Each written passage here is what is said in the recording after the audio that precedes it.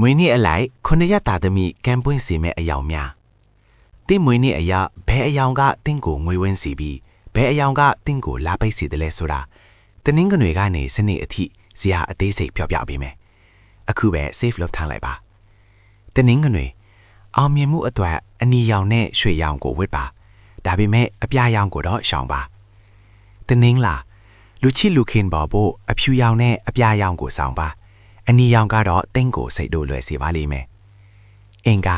ဘေးခင်းဖို့နဲ့ငွေဝင်ဖို့ပန်းရောင်ဒါမှမဟုတ်အစိမ်းရောင်ကိုအားကိုပါအဖြူရောင်ကိုတော့တအိထားပါဘုဒ္ဓဟုစီးပွားတတ်ဖို့အစိမ်းရောင်နဲ့အဝါရောင်ကိုထုံးပါပန်းရောင်ကတော့တင်းအတွက်ကန်အနှဲငယ်ဖိတ်တတ်ပါတယ်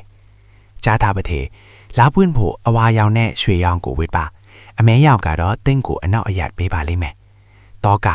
အခြေအေးကန်ကောင်းဖို့အပြာနုရောင်နဲ့ပန်းရောင်ကိုဆောင်ပါအနှဲရောင်ကိုတော့ရှောင်ပေးပါစနေအခက်ခဲကြော်လွားဖို့အနှဲရောင်နဲ့ခရမ်းရောင်ကိုဝတ်ပါအစိမ်းရောင်ကတော့တင်းအတွက်အတိုက်ခိုက်များစီတတ်ပါတယ်ဆရာရဲ့ tarot card တို့အရာဒီအယောင်တွေဟာတင်းရဲ့နေစဉ်စွမ်းရည်ကိုမြင့်တင်ပေးမှာပါအယောင်မိုင်ရင်ကံပွင့်ဖို့90ရာခိုင်နှုန်းတေချာသွားပါပြီ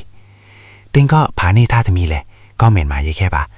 တင်းရဲ့မွေးနေ့အလိုက်အောင်မြင်မဲ့အလုပ်ပကိုင်းနဲ့ကံပွင့်စင်မဲ့အဆောင်တွေကိုအသေးစိတ်သိချင်ရင်တော့ဆရာစီကိုအခုပဲလာမိလိုက်ပါဆရာလမ်းပြပေးပါမယ်